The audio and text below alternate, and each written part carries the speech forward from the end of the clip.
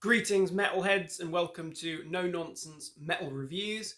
I'm George, and this is the main event. This is the highlight of the year. This is, in fact, the No Nonsense Metal Reviews top 15 albums of 2024. The highlight. This is what we're working on all year, us Metalheads, crafting our top albums of the year list. Once again, keeping with what I've been doing for the last couple of years, I've decided to cap it at 15 albums. So this is the top 15 albums of 2024, according to me. I always feel that 20 or 25 is maybe a little bit too many. 10 albums is just not enough. So we're sitting in the middle there. We're going with 15 albums. And 2024 has been a very solid year for metal. I personally feel that it has been a very good year, a very, very prosperous year for metal. We've had some absolutely excellent albums from some of the heritage bands, the godfathers of metal.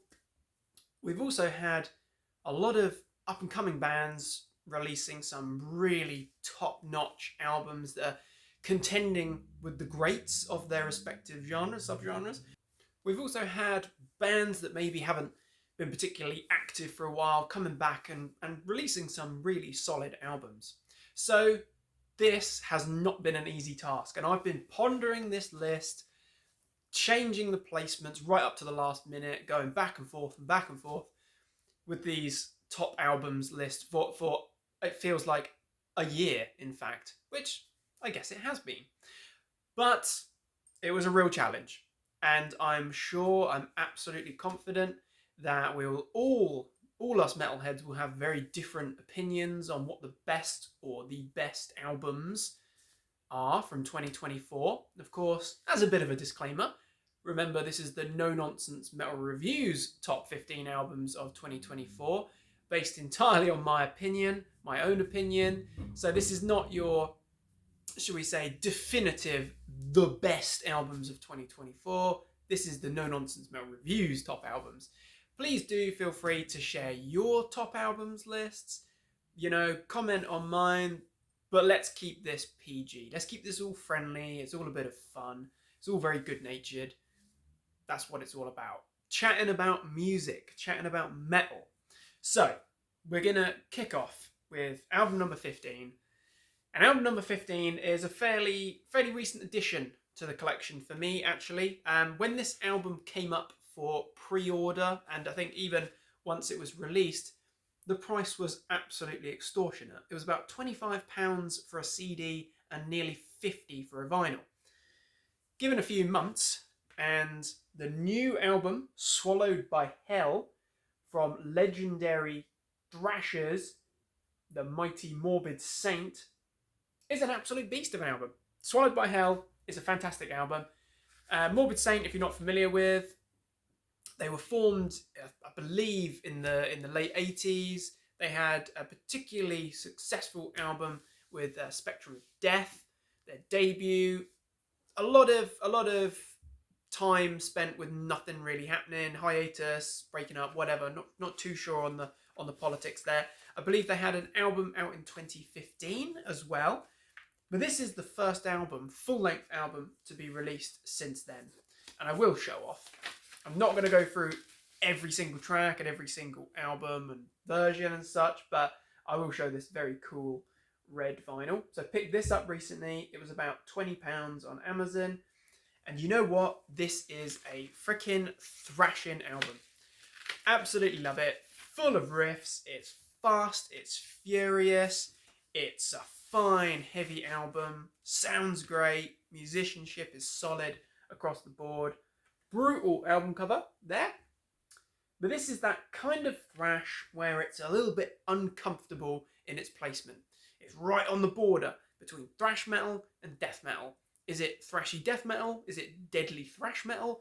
Who knows or cares? It is in fact just absolutely ripping, fast-paced, brilliant music.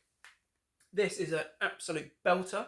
Really do enjoy it. Kicks off with a cracking track in Rise from the Ashes, which is a beastly track. The title track is really good as well. It's just full throttle. I mean, pummeling stuff. Pat Lind on vocals, got a seriously aggressive snarl there. Really does fit this kind of thrash. Excellent guitars, courtesy of Jim and Jay. Drums are absolutely pummeling. Bass, prominent, thunderous. It's really good. It kicks off some really... side A is really, really strong. Bloody Floors, Burn Pit, Fear Incarnate. Particular highlights from the second side there. We've got Pine Tuxedo, Killer Instinct as well. But start to finish, this is a real ripping album. And this was recommended, very strongly recommended by a regular commenter and follower of the channel. And with good reason, because actually this is a beast. If you like thrash, if you like death metal that's very fast and furious, you're going to dig this. Morbid Saint from, I think they're Wisconsin, USA. Pummeling. Absolutely pummeling stuff. They're one of these bands you kind of wish that they had more material in their catalogue, but we will be content with these few great albums that we have. So, then at number 14, we're sticking with things that are thrashy, but this time we are going to Greece for another amazing Greek band. We're talking Suicidal Angels with Profane Prayer. Now this album is ripping. This is absolutely fantastic. Suicidal Angels are a brilliant band. They're actually quite active. They've got quite a lot of albums in their discography now. They're a very, very good band. Quite unique. You know, there's millions and millions of thrash bands, it seems, these days. There's also a whole lot of revival or resurgence thrash bands around, all doing their own thing, slightly different take on the original formula, I suppose. But I would say that Suicidal Angels, what sets them apart is that they do have quite a distinct sound. They do have quite a definable sound. I think Greece just seems to be a hotbed of killer bands. Certainly at the minute, there just seems to be such a great wave of not just thrash metal bands, but good old black metal bands and death metal bands too. So they've got a good scene going on over there. But Suicidal Angels is a band that I've been following quite steadily for a while now. And this is one of the strongest albums they've released in a little while. No discredit to the previous albums, none at all. But this is really good. It kicks off with quite a mid-paced track, actually, quite a more traditional heavy metal track, sounding track in When the Lions Die. But it's anthemic, it's epic. And then we just launched into ripping thrash with Crypts of Madness, Purified by Fire. Deathstalker is a longer track. It's about 8-9 minutes, I believe. It's an epic track. It's quite melodic in sections, but it's very heavy in other sections. It also features none other than the legendary Sarkis Tollis, frontman, vocalist of Rotting Christ, another small Greek band that we don't need to mention. Profane Prayer is incredible. Return of the Reaper, God of the Insane. Start to finish, this is a brilliant album. And actually talking about finishing, it closes with an epic track, getting on towards sort of 10 minutes long. The Fire Paths of Fate is grand. It's a real stunner. Absolutely love it. Start to finish, fantastic musicianship, great riffs, vocals are strong, kind of, I'd say more typical thrash style vocals, you know, shouts, a little bit harsher at times, but more on the kind of cleaner end, not gutturals or anything like that. Drums great, bass is great, riffs galore. Absolutely love it. And this has been one of the thrash releases of 2024 that I've been coming back to most regularly, as is most of the Suicidal Angels albums I've been coming back to quite regularly when I need a bit of ripping thrash. They're such a good band. So number 14, we've got Profane Prayer by Suicidal Angels. Awesome stuff. Up next, we're going death metal. And we're going death metal in a big way, with the absolutely bruising new album, Fragments of the Ageless by Skeletal Remains. Skeletal Remains, US thrash, death metal band, I should say. Got thrash on the brain now. US death metal band. They have been working on churning out albums every few years. I think it's been a few years since the last album, in fact, but they just seem to get better with every album. They've been clearly working hard at refining their death metal, whereas in the earlier albums, maybe they did sound like they were quite heavily influenced by other bands, and of course they were. They've really come into their sound, they've really come into their own here. Obviously, they're built on their status. They're definitely, you see them on the festival lineups, much more prominent now on the tour lineups as well. But Skeletal Remains are such a crushing band, and there's been no shortage of excellent death metal albums out this year. But Fragments of the Ageless, although it's at number 13 in my list, it did have to displace some pretty strong death metal contenders, I will say. And it's just an absolute beast of an album. It kicks off with such a heavy opening track in Relentless Appetite, which is bruising. It's absolutely pummeling stuff. It's almost like suffocation, brutal level extremity. I love it. Absolutely great way to kick off the album. It's just drums are absolutely crushing. It's that chug, freaking brilliant. Then we're into Cybernetic Harvest, which is a beast of a track. To Conquer the Devout. There are a couple of sort of longer tracks as well, sort of interspersed here. Void of Despair, Unmerciful, great track, Evocation, the Rebirth. You know, there's little flourishes in there where it kind of gets a little bit sludgier, but this is just outright old school style death metal done in a modern way. You know, it's modern times. This isn't 1990, this isn't the late 80s, so it's gonna sound more up to date. It wasn't produced by Scott Burns, so it's not gonna sound like the Florida death metal bands, but what it does sound like is a seriously formidable benchmark death metal album. And I think that in years to come, Skeletal Remains will be cited as a big influence on a lot of future death metal bands. Definitely a truly beastly album. Skeletal Remains, death metal done very, very well. Number 13, Fragments of the Ageless. Okay, so now we're switching back to vinyl for number 12. This band I have been following for a while now, and I absolutely love this band. I think they are such a criminally underrated band. I have all of their albums. I think that they don't have a bad album. I just think that they don't get nearly enough love and appreciation. I'm talking about Germany's Rage. Now, Rage are an interesting band because they have morphed and changed over the years. They've done all sorts of different things, whereas they kind of originated as Avenger before changing their name after the first album to Rage.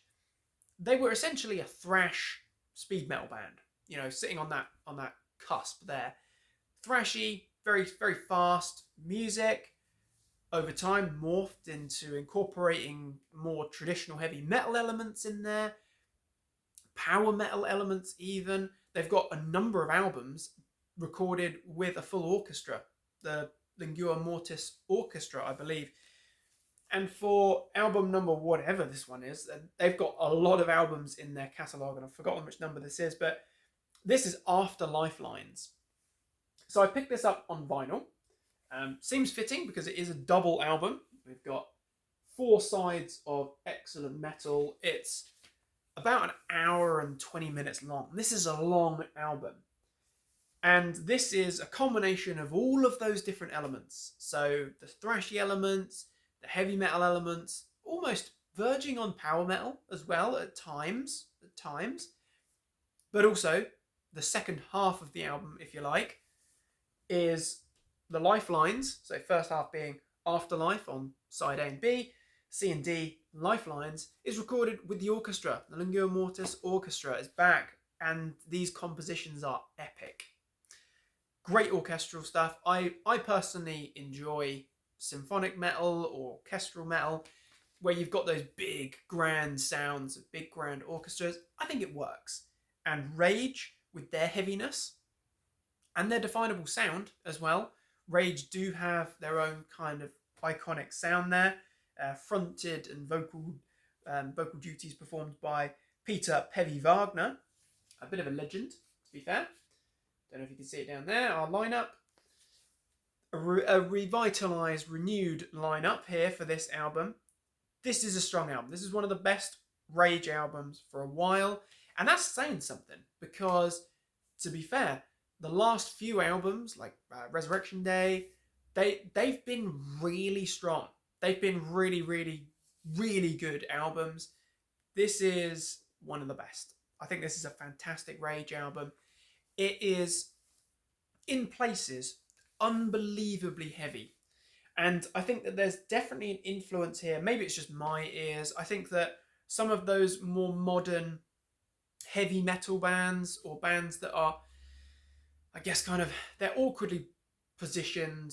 They're just modern metal bands. You can't really pigeonhole them into anything too specific, but I'm hearing little flourishes of maybe like Trivium, A Bullet for My Valentine, that kind of very precise, very clean, heavy thrash. Don't know how to define it any more than that, but we've got good old thrash in there. We've got good old heavy metal. It's great. It kicks off with, in the beginning, this intro piece into End of Illusions, which is an absolute monster of a track. So freaking good. Just riff-tastic. Pevy sounds really good here. He's got a good voice. He can do the cleans, but he can do that kind of gruff, harsher vocal style as well. We get Under a Black Crown, which includes one of the heaviest breakdowns I've heard outside of a deathcore or slam band. Absolutely exceptional stuff. It freaking crushes, but in a really good way. Afterlife is a brilliant one. Dead Man's Eyes, freaking heavy, as is Mortals. To be honest, just reading through these tracks, it makes me feel like this should have ranked a bit higher. Number 12 isn't bad, I suppose, but Toxic Waves is monstrous as well. But, you know, going on to the second side, the second half of the album, if you like, we've got Lifelines, Cold Desire, Root of Our Evil. There's a lot of focus lyrically and thematically on the environment and the natural world, pollution and the devastating mess that we're making of our planet as humans. But, you know, whatever it's about, it's just those freaking riffs. It's brilliant. We get some cracking leads in there as well. The guitar work is really, really good. Sound is great. Rage are on fine form here. And they are such an underrated band. I would say, if you've never heard of Rage, yeah, I think there's a couple of bands called Rage, actually. So you want to go for the German speed thrash heavy metal legends, but you want to check them out. And after Lifelines, although it's a big commitment, an hour and a bit of metal, with one half being very orchestral, of course, one half just being blinding, I guess, kind of heavy metal, speed metal, whatever. It's a big commitment, but it is worth it. So, number 12, we have Rage with After Lifelines. Okay, so up next, we've got album number 11. This one, weirdly enough, although I actually got it at the time of release, didn't really get into it for quite a while. I kind of listened to it, put it down, didn't pick it up for a while. When I then picked it up again, maybe a month to 2 months ago, I really started to feel like I was appreciating Bruce Dickinson's new album, The Mandrake Project, a whole lot more. This is a very interesting album. Obviously, we all know Bruce Dickinson, absolute legend, fantastic vocalist, frontman, prolific, very busy man, but a statement. He is the icon. Frontman Iron Maiden, of course. Great vocals, he's an airline pilot, you know, he's a fencing champion. He's done all kinds of different projects and been involved in different things. He's also got a great solo career as well. I mean, this is the first album for a long time. We had The Tyranny of Souls, which I've read some mixed reviews on that one, but I personally think that was a great album, and it still is a great album. But the Mandrake Project is a really interesting one.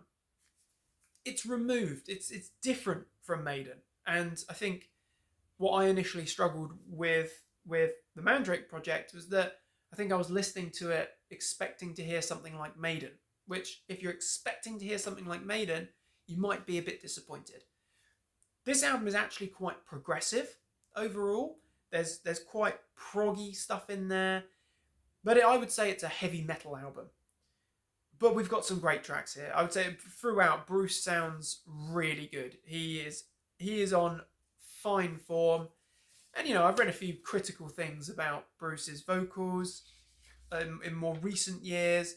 His vocals on Senjutsu, for example, I've heard very critical things about that. I disagree with all of that. I think that Bruce still sounds great. Just trying to find the lineup here of Bruce's bands that he's got at present. I know he's still got Roy Z, absolutely tearing it up. It doesn't matter. But I think he still sounds really good. And some of these tracks are absolutely fantastic. We kick off with one of the best tracks, which is Afterglow of Ragnarok. That is such a great track. It's actually a really quite heavy track. I think it's fantastic. Bruce sounds great. The riffs are heavy. There's intricacies there. It is a little bit proggy at times, but it's a sledgehammer opening track. Very good stuff. Resurrection Men is brilliant. Soaring vocals. Such a catchy chorus there. It's fantastic. I realise I've just skipped out 2 tracks previous to that. We've got the brilliant Many Doors to Hell, which is a really strong track. Really love that. Again, talk about catchy and just brilliant vocal performance. Amazing. Rain on the Graves, track number 3 there. That's an interesting one. It's kind of got this very Bruce narrative. He's a great storyteller and it sounds epic. It is brilliant. It's a brilliant track. Very catchy. Fingers in the Wounds, another good one. What is interesting is the inclusion of Eternity Has Failed. So obviously, Eternity Has Failed. I believe it was the opening track from Book of Souls, Iron Maiden album, one prior to Senjutsu.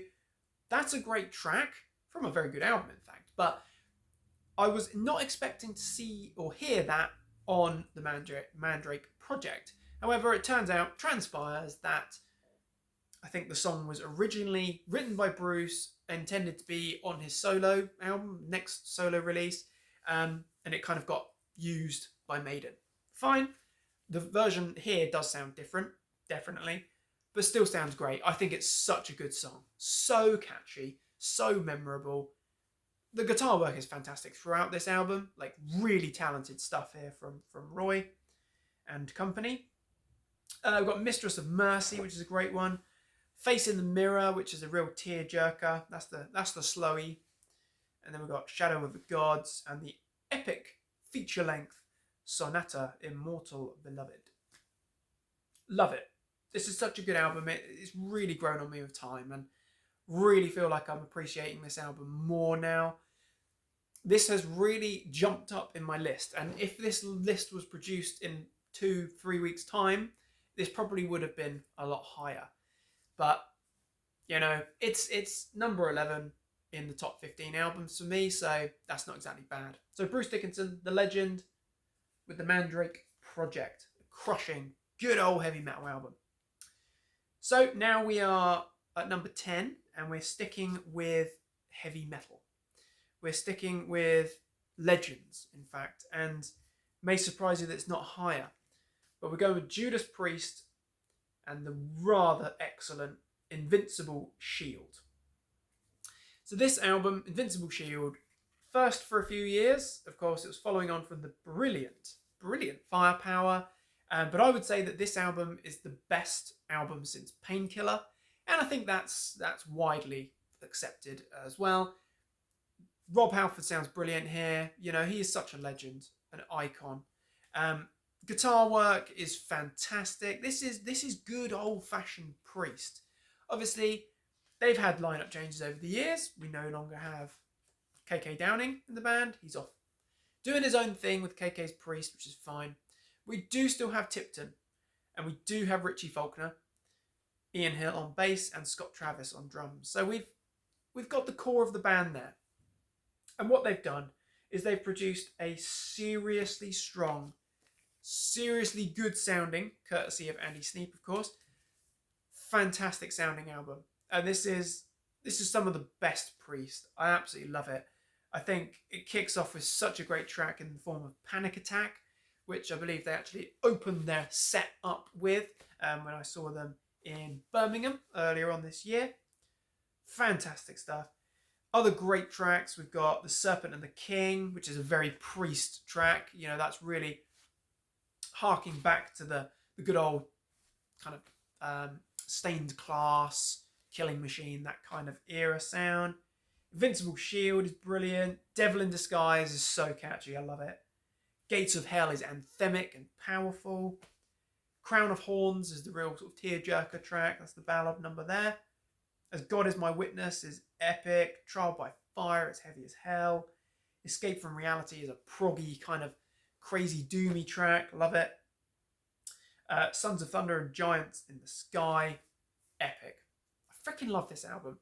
Again, I listened to this a lot when it came out, actually. I listened to it a lot and really felt this was such a good album, such a strong album, and going to be one of the best albums of the year. And I still maintain that. I put it down for a little while, and I only really picked it up again recently. Again, same with Bruce. If this was in a few weeks' time, probably would actually rank a bit higher. But Rob Halford and company are on fine form, and I hear that there's still plans to carry on recording, do another album. I really hope they do, because it's such a good band. Absolute legends. They're one of the metal gods. So Judas Priest with Invincible Shield at number 10. Now, things are getting a little bit more challenging. And in fact, because it's getting so challenging, I'm going to have a quick gulp on the Camden Pale. Ah, delicious. Number 9 then. Number 9, we are going to Italy. We are going to opera. From Fleshgod Apocalypse. Symphonic death metal. Freaking brilliant. I absolutely love this band at the minute. They are one of the bands that I'm listening to the most. Absolutely loving Fleshgod Apocalypse. Shame, absolute shame, I couldn't pick up a CD at the time of release. I would love to have reviewed this album at the time, but unfortunately, it was criminally expensive. But I picked up this lovely vinyl form. It's kind of like a red marbled, and it is a really nice looking piece. Picked this up in the pre-Black Friday sales, in fact, for about £18, something like that. So this album, wow. Fleshgod Apocalypse are an epic sounding band at the best of times. You know, I recently spoke about that album, King, which is a freaking masterpiece. Absolutely love that album. They've got some great albums, some really good solid albums, but this I feel is the most kind of streamlined as symphonic metal can be. It still sounds epic, it still sounds grand, and it is a mega sounding album, but it's straight to the point. It's Fleshgod absolutely pummeling you with some seriously heavy tracks. And just look at the theatrics there. Just look at the epic theatrics there. Freaking great stuff. We've got some very good vocals courtesy of Francesco and Veronica. Those vocals, we've got our harsh male vocals, our kind of growls and gutturals, and then we have beautiful clean vocals as well. Really stunning vocals, actually. But the whole album is seriously pummeling stuff. The whole band is tight, really solid musicianship, but when Fleshgod get heavy, you know, when they're kind of letting the theatrical stuff kind of die down a little bit and focusing on the pummeling, crushing stuff, they absolutely floor you. Just check out tracks like Blood Clock or At War With My Soul, which is the best album track here. Freaking fantastic. Or Till Death Do Us Part.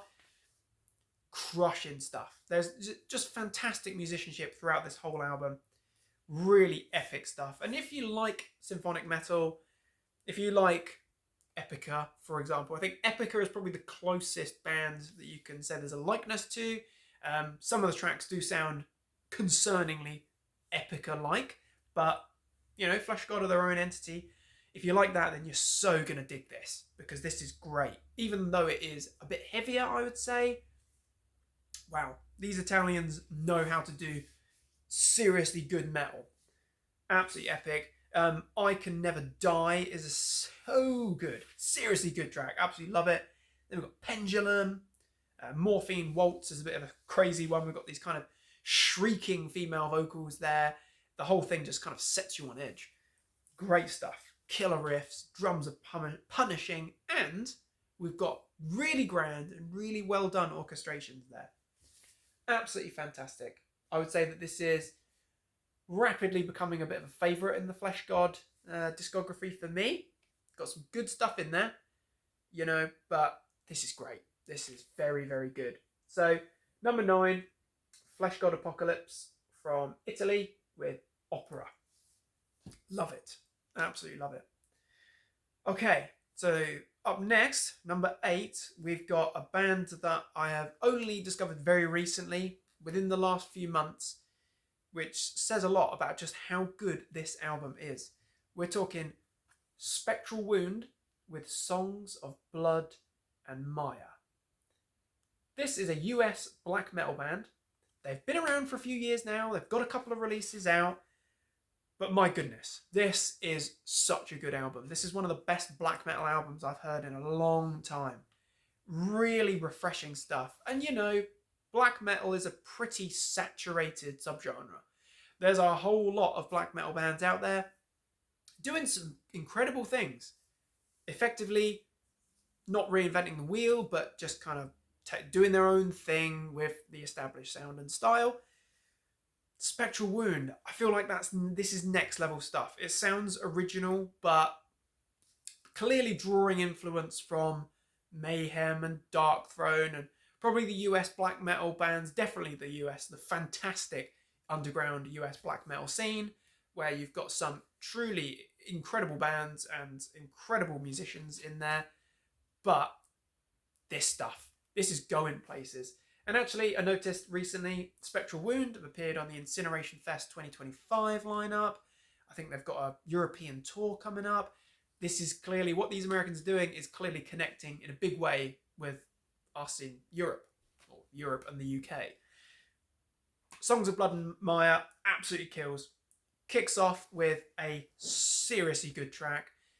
And what I will say is, although this sounds like old school black metal, raw, early, I'd say it's got a big influence of the early second wave black metal crawling out of Norway and the Scandinavian countries, but it sounds great. There's no poor production, there's no murkiness at all. It's crisp, it's frosty, it's sharp, and it sounds great. It's very clean, but it still sounds so old, so raw, so brilliant. Kicks off with Fevers and Suffering, which is such a good opening track there. Absolutely love that number. This is probably one of the best song titles of the year for me. At Wine Dark Midnight in the Mouldering Halls. That is epic. Such a great title. Such a great track as well. Aristocratic Suicidal black metal has that kind of Venom energy, that little kind of rock and roll nod, speed metal kind of thing going on there. It's great. Really love that number. Then we've got The Horn Marauding is a great one. Another one that I particularly love is Less and Less Human, O Savage Spirit. A Coin Upon the Tongue, 12 Moons in Hell. This is such a good album. One of the best black metal albums of the year, without a doubt. Such a good album. And I'm going to make it my mission to check out the other Spectral Wound albums, because I think they've got a couple. This might be the second or third album. Such a good band. Absolutely fantastic. So, at number 8, we've got Spectral Wound, Songs of Blood and Mire. Great title there. Absolutely love it. So now things are getting even more challenging, as they do. Down to number 7. Again, I was late to the party with this one because of the ridiculous price for a long time. But In the Twilight Grey by Necrophobic from Sweden, this very interesting kind of merge of black and death metal. Very interesting stuff.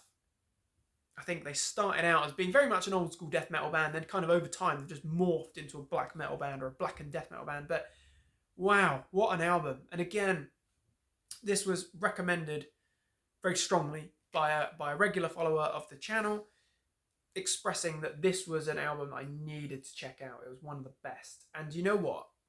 This is such a good album. This is one of the best Necrophobic albums that I've heard in a long time.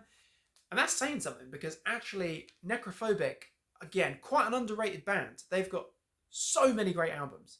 There's no shortage of killer albums, top quality albums in their catalogue, but this is one of the best.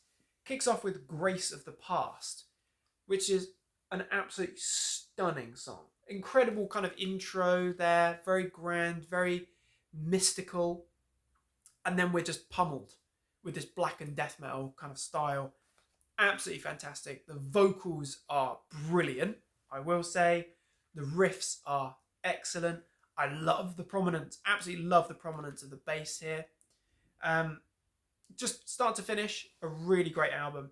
Clavis Inferni, As Stars Collide, which is spectacular. Stormcrow, which is epic and marvellous. Shadows of the Brightest Night. Mirrors of 1,000 Lakes. This is just glorious. Cast in Stone, Nordvind, in Twilight Grey. Start to finish, brilliant. What I've really started to notice, there's a lot of similarities with Unleashed, and a particularly excellent Swedish death metal band, old school death metal band. And there's something about it that really sounds quite similar. I don't know if there's common members or what, but really reminds me at times, and I can't stop hearing it now that I've picked up on that. But an excellent album. Cracking cover as well. This is really solid stuff. If you like your old school death metal, but you also like good old black metal, then I think you're going to dig this, because this is a great kind of midway between death and black metal. So Necrophobic in the Twilight Grey at number 7. Okay, now we're sticking with black metal, but we're going homegrown. In fact, from here in East Anglia, or the east of England. I think they're from Cambridge, in fact. But at number 6, we're going with the mighty, the Infernal Sea with Hellfenic. Now this is such a good album. Hellfenic is, I think this might be the 4th album from the Infernal Sea. Definitely my current favourite. The Infernal Sea are a brilliant band. I know that I talk about them quite a lot here on the channel, but they are fantastic. They're a black metal band, yes. Again, just like Spectral Wound, clearly drawing a lot of influence from the early second wave black metal bands, from your Dark Throne, from your Mayhem. But I think there's also quite a strong influence that they're drawing from Venom, from maybe that kind of more speed metal, black metal style. There's that kind of swagger to it as well. But this is such a good album. Absolutely love this start to finish. I remember pre-ordering this and the cassette version, in fact, which I've got somewhere around here, and just couldn't wait to hear it. And I remember being so into it, hearing it for the first time and just being totally absorbed. It's a really evil album. So it's, as I say, it's kind of local to where I am. This is witch country, right? We've got a whole album all about the witch trials, the Witchfinder General, Hopkins and all that good stuff, all that creepy stuff. Lord Abhorrent kicks off the album, which is such a ripping track. You know, this is black metal, but it's got those kind of speed metal influences in there. It's got those traditional heavy metal influences in there, but it absolutely hits the spot. Absolutely love it. Vocals are really good, I would say. A real shrieking, snarling kind of vocal style, which really works, definitely. What I love about the Infernal Sea is that this album, certainly Hellfenic, sounds really good. It does sound good. It doesn't sound sloppy. It doesn't sound like it's really muffly or murky in any way. The production's good, but the Infernal Sea managed to sound fast and loose, but also cohesive as well. And you can really hear that on tracks like Lord Abhorrent or Shadow of the Beast, definitely. Witchfinder is furious.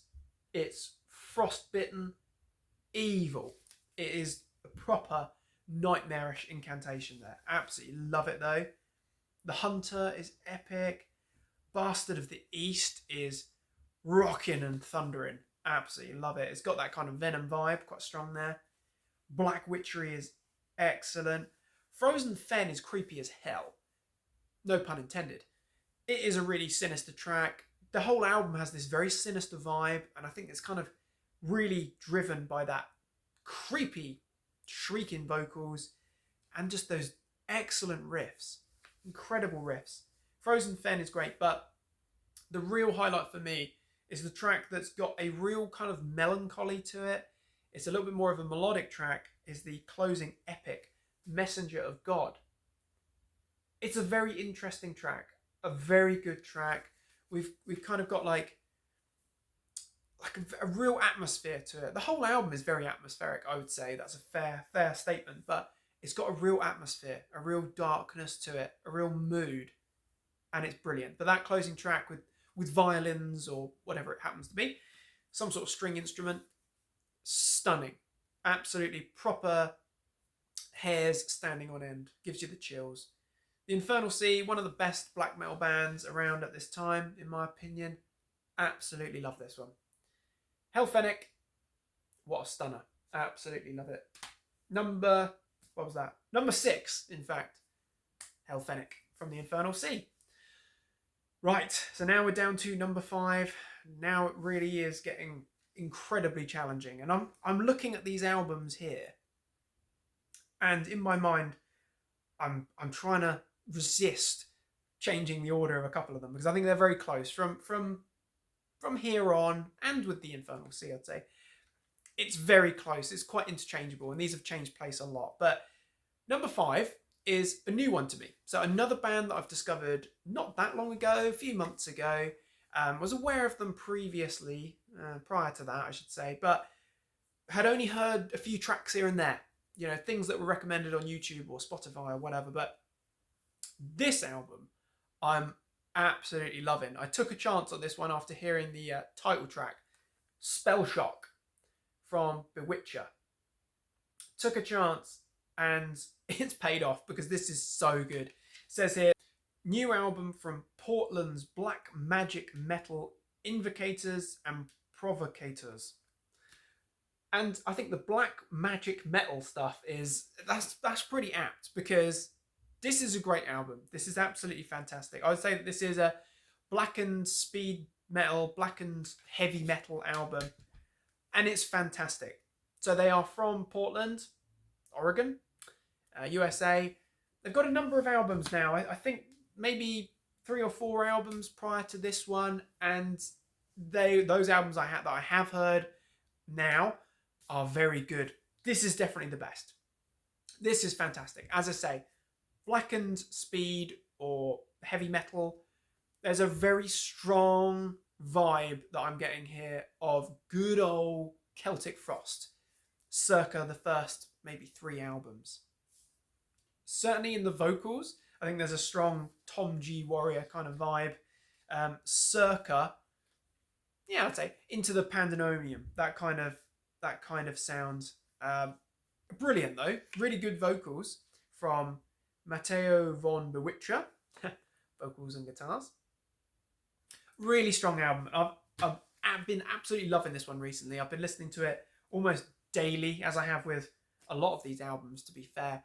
Really enjoying this one. It's great in so many different ways.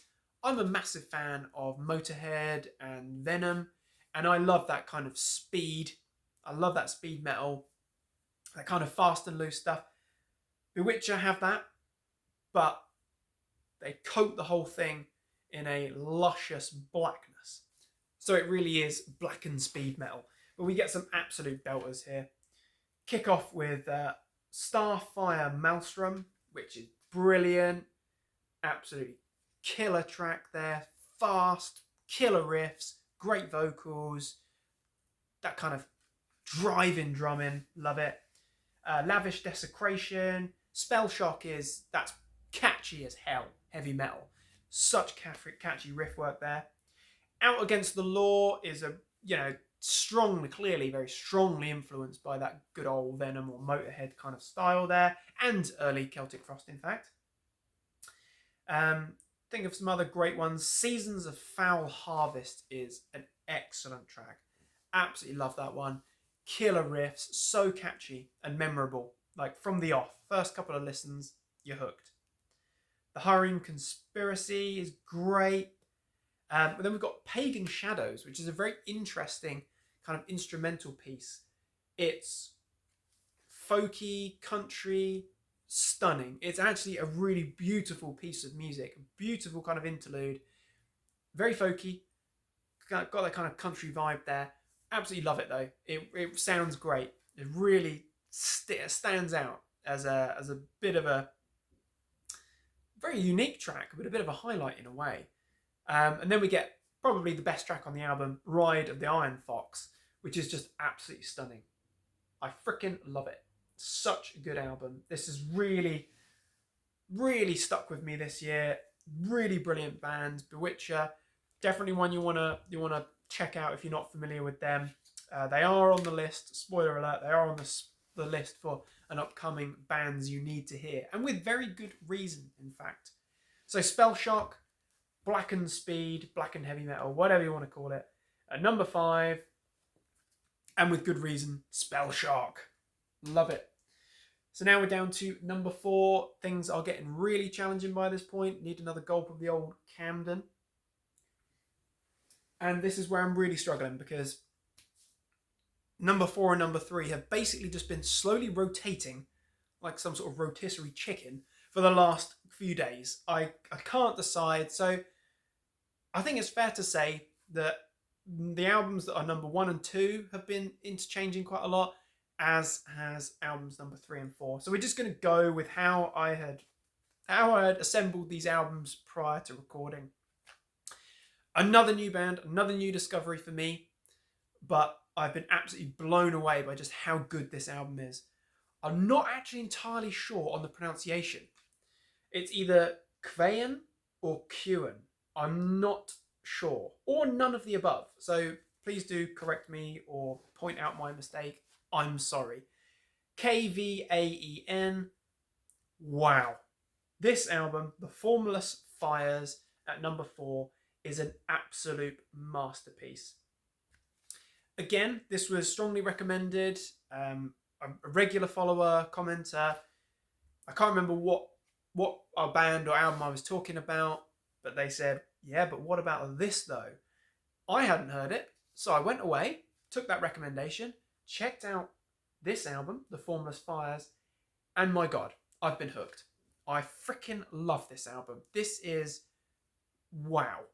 I'm not quite sure. I think they're Dutch, but it's essentially black and death metal. It's a merger of the two, black and death metal, but it is absolutely stunning. It kicks off with one of the best tracks of the year, in my opinion, The Formless Fires. Stunning, beautiful instrumentals. The guitar work is incredible. The vocals are brilliant. The bass is so hypnotic. It's just so freaking good. One of the best. I'd say that's the best track on the album, but it's a very, very strong album. We've then got Traverse the Nether, which is a great one. I think that actually has features from Necrophobic on that. There's another great one as well. A little bit kind of odd and progressive, a little bit kind of technical as well, but it's really good. Quite a change from that first track. Then we've got Tonnet's Sang, if that's pronounced correctly. Brilliant one. The Ancient Gods, which is stunning. Some of the latter half of the album tracks are a little bit longer, sort of 5+ minutes long, and they are all brilliant. It's really a great album, start to finish. Particular highlights though, as I say, The Formless Fires. We've got Basilisk, Did Judas Sung. Not sure if that's the correct pronunciation. Perpetual Darkness and Wings of Death. So good, start to finish. This is such a good album. This is not too dissimilar in a lot of ways to more recent Necrophobic. So if you dig that, you're probably already aware of Kjeld, but if you dig that, then you're definitely going to dig this. It's a perfect kind of equal measure, halfway point between black metal and death metal, and it just works so well. And a great cover as well. So that is number 4. We've got the Formless Fires from Kjeld. Number 3 then, this one's really grown on me over time. And at the time when it was released, I did review this one, and I said that Immortal Binding was arguably one of the heaviest and darkest My Dying Bride albums to date. And I still maintain that this is one of the heaviest. It is a very, very heavy album. But it's so good. It's so bleak. It's so dark. And I mean, you take albums like The Ghost of Orion, which that's actually, for My Dying Bride, that's quite an upbeat album overall. But albums like A Map of All Our Failures or Feel the Misery, those albums aren't exactly a bundle of laughs. They're not full of jokes. But Immortal Binding is so much darker. It feels like an incredibly dark, immersive experience. And this album is so good. It's really grown on me over time. Really come to appreciate it. I think the things that I was struggling with when I first heard it, I kind of noticed maybe this isn't Aaron's best vocal work, but I actually think that might be more of a production thing. I still think that Aaron Stainthorpe, he has a great voice. I think he's a fantastic vocalist. He's a storyteller. He is totally captivating, which is why I'm not really sure how I feel about the announcement that My Dying Bride are going to be touring or playing live without Aaron. I don't really see how anyone else, even talented singers and frontmen, I don't see how anyone else is going to be able to convey and present these epic tales in the way that Aaron does. But, I'm happy to be proven wrong. But this is such a great album. And I bought this version recently. This was in the Black Friday, whatever, for about 12 or 13 pounds. It was really cheap. And I will just show this off. Probably can't see it, but on side D, it's this kind of like greeny blue vinyl. It's got an etching of the artwork, which is really, really cool. I'd say that is really cool. But this is a stunning album. It's packed full of melancholy. It's doom. It is death doom, and it is incredibly dark. It is incredibly mournful. And I would say that this is a really emotive album. It's very immersive. It's a real experience. It kicks off with a very heavy track, In Her Dominion. Her throat labours at the work of Fellate. Interesting. But you know what? That is a crushing track. Seriously heavy riffs. Really, really heavy stuff. Crushing. Aaron's vocals throughout that track is just all death growls. There's no cleans on that. When we then get into the Thornwick Hymn, the second track there is epic. That is great, clean vocals, very good track. The guitar work is brilliant. I think the percussion, the bass and the drums is so heavy. I have some pretty good headphones, and it's absolutely, this is one of those albums that you almost have to turn down a little bit because it's really freaking heavy on the bass. The low end is really strong. The second of 3 bells is a great one. Really, really dark, really deep stuff. Unthrown Creed is brilliant. Personal highlight for me, The Apocalyptist is brilliant. A Starving Heart. And also Crushed Embers. Start to finish, amazing, amazing album. Absolutely love it. It's really grown on me with time. It's one of those albums that you don't really want to listen to when you're in a particularly dark place, but it's so immersive. It's such a gripping album, and it's beautiful. It's a beautiful album. I think My Dying Bride make extreme music beautiful. So, number 3, we've got Immortal Binding, My Dying Bride. So this is where it gets even more difficult, but we're just going to go for it. At number 2, I'm almost pained to say that it is at number 2 rather than number 1, but we're going with the latest album, Hell, Fire and Damnation, from Barnsley's best, the mighty Saxon, the absolutely mighty Saxon. If you're a follower of the channel, you will know, no doubt, because I'm always saying it, Saxon are my favourite band. They are at that top spot for me, I think, and that's based on, you know, the number of brilliant albums that they have. They have a lot of albums, 23 or 4 albums, you know, a lot of albums. And there's not a bad album in there. There's some that are a little bit stronger than others, shall we say. And I would say that Hellfire and Damnation is one of Saxon's strongest albums. They are such a good band. I think they're really enjoying a renewed interest and appreciation. There seems to be a lot more love for Saxon now than maybe 10 or so years ago. I love Saxon. I've had the pleasure of seeing them twice this year. I think that was the 6th or 7th time overall. I think it was 6th actually. And I look forward to seeing them again in 2025. But the material that they were playing from this album, Hellfire and Damnation, incredible live. But the whole album just sounds brilliant. You know, Andy Sneap produced alongside Biff Byford, mixed and mastered by Andy Sneap. It really does have that kind of Sneap sound to it. But I think what's interesting, and of course we can see in the lineup here, is we've got a lineup change. Of course, this is the first album to feature Diamond Head legend Brian Tatler on guitars instead of Paul Quinn. Paul does contribute here and there, but I was quite apprehensive. Not apprehensive, but I was intrigued how it was going to sound without Paul, because he's a great guitarist, absolute legend. But you know what?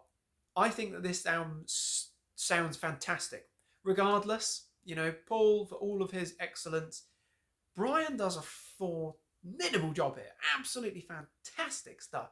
His riffs, and you know, it does give you in the booklet there, gives you an indication of whether it's Doug Scarrett or Brian Tatler, solos or leads, whatever. Brian's fantastic, and he is a legendary guitarist in his own right. But Hellfire and Damnation is so good. I think Biff Byford sounds fantastic. He has such a timeless vocal. You know, he's obviously, I think he's in his 70s now. He sounds fantastic. I think he sounds better now than he did on the earlier albums. I really do. I think that he's got such a good voice. And the whole band is really tight. Nigel Glockler, he is the engine. His drumming is absolutely incredible. He's one of those drummers that's right up there. I'm actually surprised that Maiden didn't try and pinch him to fill in for Nico McBrain. But you know what? Wow. Nigel's drumming is absolutely fantastic. And Nibs, incredible bassist as well. The whole lineup, solid. And this is another album for Saxon that has, you know, it's been a succession. It's shown such continuity and high quality of material and releases that we're getting. And I think there aren't any bad Saxon albums, but I think certainly with Sacrifice onto Battering Ram, Thunderbolt, Carpe Diem, now Hellfire and Damnation, they've been on such a good run. Really good run. Sounds absolutely incredible. The songs are brilliant. You know, it kicks off with an intro piece featuring none other than Brian Blessed, the absolute legend himself. Then we're into the title track, which is a ripping heavy metal stomper. You know, Saxon, with albums like The Inner Sanctum and probably Metalheads, Into the Labyrinth, those albums, they were really heavy. At times, they were kind of verging on thrash. But they've kind of gone back, more traditional heavy metal style, more Nwabum style, definitely. But what they do it freaking well. It's heavy metal, or British metal as they like to term it. Hellfire and Damnation, great track. Then we've got Madame Guillotine. As soon as you hear that, you know that the next 4 minutes of your life are going to be spent headbanging. Then we've got probably my favourite track, or one of my favourite tracks on this very fine album. We've got Fire and Steel, which They didn't play at Stone Dead Festival or on the Priest tour, so I'm really hoping that we get to hear that one on the Hellfire and Steel tour next year. Incredible. Absolutely love it. Just freaking Saxon. That is just what you need. Brilliant stuff. There's something in Roswell. Amazing. Kubla Khan and the Merchant of Venice is so good. Pirate to the Airwaves is their kind of ACDC, I should say, rock along track there. Love it. 1066. Amazing. My second, or one of my other favourite tracks from the album. Heavy song. They played that at Stone Dead Festival and it sounded incredible. Absolutely love it. Witches of Salem. Amazing. As is Supercharger. Love that one as well. Start to finish, I love this album. It's an incredible album, and yes, you might be surprised that it, Saxon, it ranks higher for me than Judas Priest or Bruce Dickinson, but it's not just because they're my favourite band, it's because this is the best heavy metal album of the year, in my opinion. Heavy metal album, that is. Incredible stuff. Absolutely brilliant. I'm not going to say it's the best Saxon album. I'm not going to say it's the best one since so-and-so, because I think they've got such a stellar catalogue. But I will say that Hellfire and Damnation is worthy of being number 2. It is worthy of being number 1. But there's one other album that has stuck with me a little bit more this year. And I think that's testament to just how absolutely amazing this album is. Again, if you're a follower of the channel, no doubt you've already worked this out, as I've been talking about this band an awful lot for a long time now. And also, this is just such a brilliant album. We're going with Pro Christu. Number 1, Pro Christu by Rotting Christ. This is, without a doubt, the top album for me this year. This is number 1, best album of 2024 for me. Rotting Christ, the legends that they are, Greek black metal, Hellenic black metal, whatever you want to call them. They're not really an outright black metal band at all. They're effectively a merger of black metal, folk in there as well, but also very gothic elements, very melodic elements. They incorporate a whole lot of different tastes and flavors, and the result is a very iconic sound. No other band sounds like Rotting Christ. Rotting Christ sound like no other band. They are totally unique. And Rotting Christ, they have some truly excellent albums. I've ranked their catalogue here on the channel. I've also done a bands you need to hear on them. Underrated albums in their catalogue in the form of Non Serviam. I could talk about Rotting Christ all day, and with good reason. But what they've done here is they've produced an absolute benchmark masterpiece. So the previous album, The Heretics, is a stunning album, and that's one of my favourite Rotting Christ albums. They've kind of got a continuity here on Pro Christu with Heretics in terms of the sound. That said, I think this album is a little bit more melodic. I'd say it's also a little bit darker as well, which is saying something, because that was a particularly dark album. But I absolutely love this album. It is so immersive. It's steeped in atmosphere. It sounds fantastic. We've got the Tollis brothers there. We've got Sarkis Tollis, the frontman, vocalist, guitars, the main man, if you like, and an absolute legend. Alongside his brother Themis, who is one of the best drummers around, without a doubt. That guy can absolutely kill the kit. Here's our lineup on this extensive booklet. Absolutely fantastic. And it feels like we've got more of a band rather than just the Tollis brothers. We've got Kostas Heliotis on bass. We've got Kostas on guitars as well, who excellent guitar work. And I had the great honour of seeing Rotting Christ live at the Incineration Festival 2023, so last year, and they were incredible. This album, this is so good. This is so good. Kicks off with a intro piece that then leads into the Apostate second track there, which is absolutely glorious. It is steeped in atmosphere.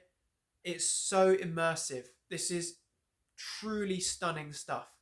And when I reviewed the album at the time of release, or shortly after, I think my pre-order didn't turn up for ages, annoyingly, but there was a lot of comments agreeing with my assessment of the album, that this album is absolutely stunning. It's spiritual. And I would say that Pro Christu and a lot of Rotting Christ music is very spiritual. It has a real depth to it. It has a real immersive atmosphere that is just divine. You know, it's not black metal, all about Satan, all about evil. Actually, this album is about a lot of different cultures and periods in history. A lot of different things. That, The Apostate, is such a great track, but then things just get even grander and even more stunning for Like Father, Like Son. It's hypnotic. It's glorious. Sarkis is a great vocalist, but I also think that he is one of the best guitarists around. He is a fantastic, very underrated guitarist. The rhythms, the melodies, absolutely to die for. Love it. The Sixth Day, dark. This is dark, deep stuff. Absolutely love it. La Lettura del Diavolo, excellent. Freaking amazing. Got some great female vocals on there as well. Stunning stuff. Heavy. The riffs are still kind of chugging or pummeling in that kind of Rotting Christ way, where it's very chug, but it's not in like a breakdown kind of sense at all. It's very hypnotic. It's very rhythmic, and it's absolutely fantastic. The Farewell is very dark, but it's absolutely glorious stuff. Pretty World, Pretty Dies is amazing. Absolutely love that. But then we close with two of the best tracks on the album. We've got Yggdrasil, or Yggdrasil. I'm not really sure how you actually pronounce that, but wow, what a track. That is so heavy. It's monstrously heavy. Amazing guitar work. Great drumming. Really strong vocals as well. Absolutely crushes, but with brilliance. And it's really stunning stuff. And then, not really sure on the pronunciation here. Seos? Really not sure. Apologies if I'm getting that totally wrong. Amazing. A great way to close the album. You know, we've even got sort of bagpipes in the outro there. Absolutely stunning stuff. Really is amazing. And you know, if you're following the channel, you know how much I love Saxon. To say that this album topped Hellfire and Damnation, testament to how much I love this album. This is such a great album. I absolutely love it. And this is the, what is this? So first pressing on black vinyl format. I do have the CD box set as well, with the incense burner and picks. And this is lovely because it has a massive booklet with it, with all sorts of classic art. Has a great cover on it as well. It's just an amazing album and a very worthy top album of 2024. So this, Pro Christu, is number one for me. Interesting indeed, but I'm interested to hear what others think about this selection. Of course, as I say, do feel free to share your thoughts, what your top albums of the year are. Let's keep this civilized though, keep this PG. Do you agree with these choices? Do you not? Either way, it's a way of celebrating a very good year for metal. So we'll just quickly recap the albums here in reverse again. So at number 15, we had Morbid Saint with Swallowed by Hell, which is a great album. Absolutely love that one. Number 14, we had Suicidal Angels with Profane Prayer. Excellent Greek thrash. Number 13, we have Skeletal Remains with Fragments of the Ageless. Then we had at number 15, 14, 13, 12, we've got the brilliant Rage. Excellent German, well, whatever the hell they want to be band. Thrash, speed, heavy metal, orchestral metal, whatever. Rage with After Lifelines. Then we've got number 11, Bruce Dickinson with the Mandrake Project. Number 10, we've got Judas Priest with Invincible Shield. Fleshgod Apocalypse, the excellent Italian symphonic orchestral death metal band. Amazing. Absolutely love that one. Such a great album. And we're on to Spectral Wound, Songs of Blood and Maya. Then we've got Necrophobic, In the Twilight Grey, excellent blackened death metal from Sweden. Then we have the Infernal Sea, the brilliant The Infernal Sea with Hellfenic. Then at number 5, realised I've got my numbers. Number 5, we had Bewitcher with Spellshock. Number 4, then we had Kjeld with the Formless Fires. Number 3, My Dying Bride with Immortal Binding. Number 2, Saxon, Hellfire and Damnation. And number 1 was Rotting Christ with Pearl Crystal. Absolutely amazing, stunning stuff. So there was a couple of runner-ups here. There was a couple of honourable mentions.